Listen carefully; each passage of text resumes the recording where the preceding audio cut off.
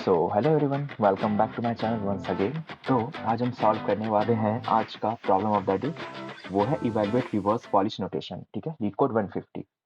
अब देखते हैं क्या क्या रहा है। You are given an array of strings tokens. तो हमें टोकन्स की मतलब स्ट्रिंग एरे दे रखी है। वो रिप्रेजेंट कर रहा है arithmetic expressions in a reverse polish notation. ये क्या होता है वो हम देखेंगे। Evaluate the expression return in integer that represents the value of the expression. Okay, मतलब जो भी एक्सप्रेशन को हम सॉल्व करने के बाद आंसर आती है वो हमें रिटर्न करना है। तो वो इंटीजर फॉर्मेट में होगी ऑब्वियसली। अब क्या क्या है इसमें। The valid operators are plus minus, ये ओके।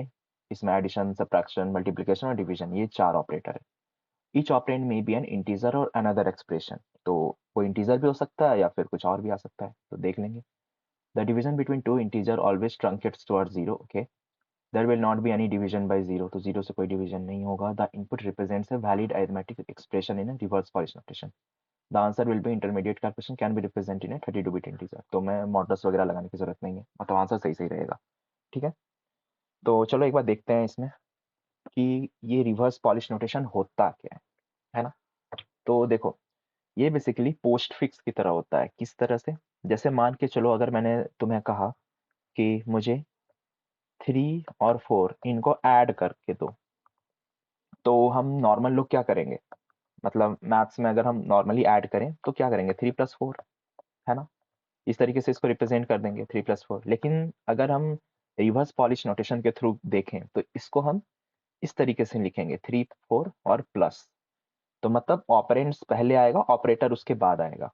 ठीक है, सेम अगर मान के चलो तुम्हारे पास कोई जनरल मैथमेटिक कैलकुलेशन है, 3 - 4 + 5, तो इसको हम किस तरीके से रिप्रेजेंट करेंगे रिवर्स पॉलिश में। तो पहले तो ऑपरेंड इधर आ जाएगा, फिर ऑपरेटर आएगा, है ना, फिर 5 और फिर प्लस। ठीक है, तो इस तरीके से चलेगा। बेसिकली हम लेफ्ट टू राइट कर रहे होंगे, है ना। तो ये होता है हमारा reverse polish notation. Clear, I hope यहाँ तक इजी हो रही चीजें। अब इसे सॉल्व कैसे करेंगे, तो अगर हमें याद हो, एक सवाल होगा लीड कोड में, वैलिड पैरेंथेसिस, जिसमें हम पैरेंथेसिस मैच करते हुए चलते थे, है ना। कि यार अगर ये स्मॉल ब्रैकेट मिल गया तो अगले स्मॉल ब्रैकेट के लिए देखते थे, अगर वो मिल गया, अगर वैसा कोई ब्रैकेट है तो ठीक है, वरना फिर हटा देते थे। अब वो कंसेप्ट का यूज हम यहाँ पे करेंगे। बस फर्क क्या रहेगा कि स्टैक तो यहाँ पे भी लगेगा, यहाँ बस दो एक चीज आ गई है, वो है ऑपरेटर। हमें कैलकुलेशन परफॉर्म करना पड़ेगा, बाकी हम वही करेंगे। चेक तो हम भी यहाँ पे एक तरह से कर ही रहे होंगे। तो बेसिकली हम यहाँ पे स्टैक का यूज कर रहे होंगे। ठीक है, तो आइडिया लग गया होगा, वैलिड पैरेंथेसिस से वहां भी स्टैक का यूज होता है, यहाँ भी स्टैक का यूज होगा। और इसमें हम क्या करेंगे, कैलकुलेशन परफॉर्म कर रहे होंगे। अब कैसे करेंगे वो देखते हुए चलते हैं, तो उसमें और मजा आएगा। तो देखो इधर, तो हम एक स्टैक अपना बना लेते हैं। Stack integer s equals to new stack। ठीक है, for string current in tokens. अब हमें ये ध्यान रखना है कि कोई भी कैलकुलेशन अगर परफॉर्म होगी तो प्लस तो ये सब बाद में आएंगे ना, पहले तो नहीं आ जाएगा। तो हम क्या करेंगे ना, उनको पॉप आउट कराना पड़ेगा। जैसे हम एडिशन परफॉर्म करेंगे, तो एडिशन के लिए क्या करें, हमें दो ऑपरेटर तो चाहिए।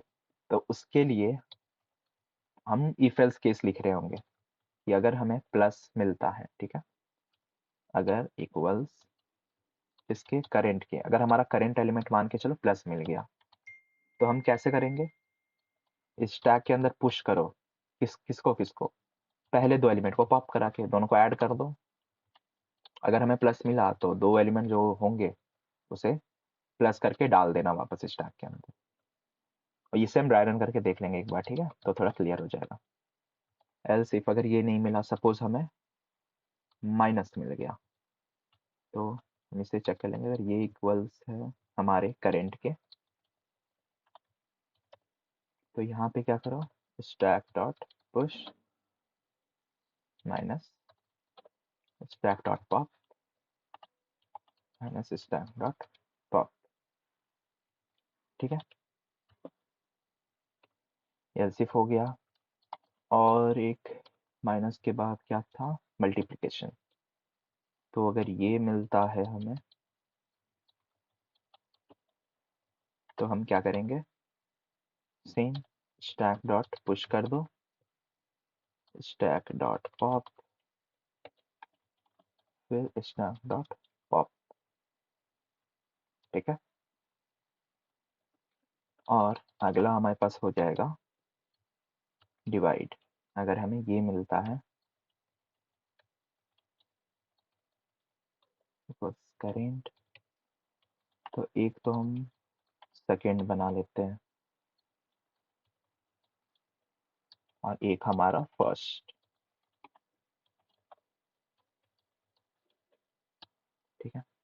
और स्टैक के अंदर पुश करा दो इन दोनों का डिवीजन, तो फर्स्ट डिवाइडेड बाय सेकेंड, है ना।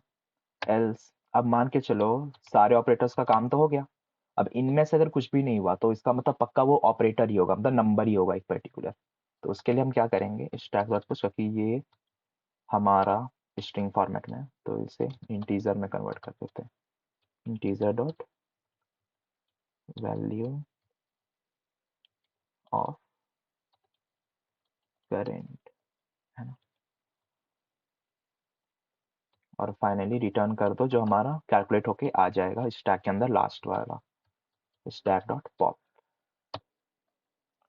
तो बस इतना सही कोड था ये, है ना। एक बार रन करके देख लेते हैं।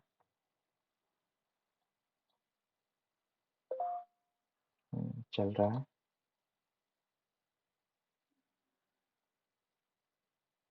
ओके। तो एक बार ड्राई रन करके देख लेते हैं, ठीक है। इसको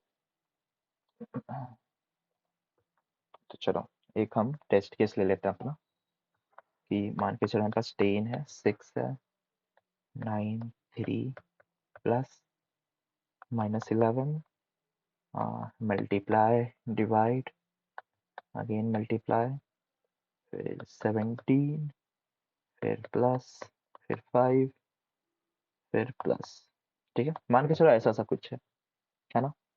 तो अब हम इनिशियली क्या कर रहे थे, एक स्टैक क्रिएट होगा हमारे पास पहले पहले तो, ठीक है। इसको, हाँ, अब मान के चलो इनिशियली हमारा एक ये स्टैक रहा, ठीक है। अब पहला क्या एलिमेंट आ रहा है, 10, है ना। तो नंबर्स तो ऐसे ही पुश हो जाएंगे सारे, फिर 6 आ रहा है, फिर 9 आ रहा है, फिर 3 आ रहा है, तो नंबर्स तक तो पुश हो गया। अब हमें पहला ऑपरेटर मिलता है प्लस। प्लस के लिए क्या कर रहे थे, हम दो एलिमेंट बाहर आ रहे थे, 3 + 9 ऐड हो रहे थे और फिर वापस से बैक जा रहे थे। तब क्या होगा हमारी स्टैक में, तो ये तो 10 हो गया, 6 हो गया, 3 + 9 बाहर निकल गए, ऐड होके आए थे, तो वो कितना हो गया, 12, है ना। अब आता है -11, तो -11 अगेन पुश हो गया यहाँ पे, है ना। अब आता है अगला हमारा ऑपरेटर, तो ऑपरेंड वो हो गया मल्टीप्लाई वाला, ठीक है। अब मल्टीप्लाई के लिए क्या कर रहे थे हम, बगल में देखो तो फिर से दो एलिमेंट बाहर निकल रहे थे, है ना। तो हमारा कौन कौन सा एलिमेंट निकले, -11 और 12, तो ये हो जाता है हमारे पास -132, ठीक है। तो अब ये वापस पुश हो जाएंगे, 10, 6 और -132। अब अगला क्या होता है, हमारे पास डिवाइड आ जाता है, ठीक है। अब डिवाइड के केस में क्या हो जाएगा, तो वापस से दो एलिमेंट बाहर निकलेंगे, 132 और 6, है ना। तो ये दोनों बाहर निकले। अब 132, हाँ हमने देखो फर्स्ट और सेकंड बना रखा है इसी के वजह से, तो ये क्या हो जाएगा ना, तो 6 डिवाइडेड बाई -132, ऐसा सा हो जाएगा, विच विल बी 0। तो अब हमारे स्टैक में 10 और 0 हो गया, ठीक है। अगला क्या बचा हमारे पास, मल्टीप्लाई आ गया, है ना। तो मल्टीप्लाई के केस में वापस ये दोनों बाहर होके मल्टीप्लाई होके आ जाएंगे, which will be finally give our stack as 0, 0 आ गया। अब हमारे पास आया 17, तो 17 वापस से पुश हो गया, है ना। फिर आता है हमारे पास प्लस, तो प्लस के केस में क्या होगा, ये वापस दोनों बाहर जाएंगे और ऐड होके आ जाएंगे, तो फाइनली हमारे स्टैक के अंदर हो जाएगा 17, और फिर क्या है हमारे पास 5, तो 17 और 5 वापस ऐड हो गया। अब वापस से लास्ट में हमें क्या मिल रहा है, प्लस दिख रहा है, तो प्लस के लिए क्या होगा, फिर से ये दो बाहर जाएंगे और 17 + 5 होके स्टैक के अंदर डल जाएंगे, तो 17 + 5 किस 22, अब 22 के बाद तो कुछ भी नहीं है और फाइनली हमारा यही आंसर होगा रिटर्न होकर के, ठीक है। तो जो हमारा 22 आया था, तो ये हमारा आंसर रिटर्न हो जाएगा, ठीक है। तो इनका ही केस है ये टेस्ट केस। तो अगर हम देखें तो ये देखो, इनने 22 इनका आंसर है यहाँ पे इस टेस्ट केस का, ठीक है। तो बस इसी तरीके से ये चलेगा। सो आई होप ये पूरा सोल्यूशन क्लियर रहा होगा, ठीक है। तो बाकी फिर मिलते हैं फिर अगली वीडियो में। तब तक के लिए take care, bye, see you guys. और हाँ यार, चैनल को लाइक सब्सक्राइब और शेयर कर देना, ठीक है। तो अपने दोस्तों के साथ भी शेयर करो, तो चैनल जितनी जल्दी ज़्यादा ग्रोथ करेगी फिर उसमें और भी चीज़ें हम ऐड करते हुए चलेंगे, ठीक है। तो बस यार फिर मिलते हैं अगली वीडियो में। Take care, see you.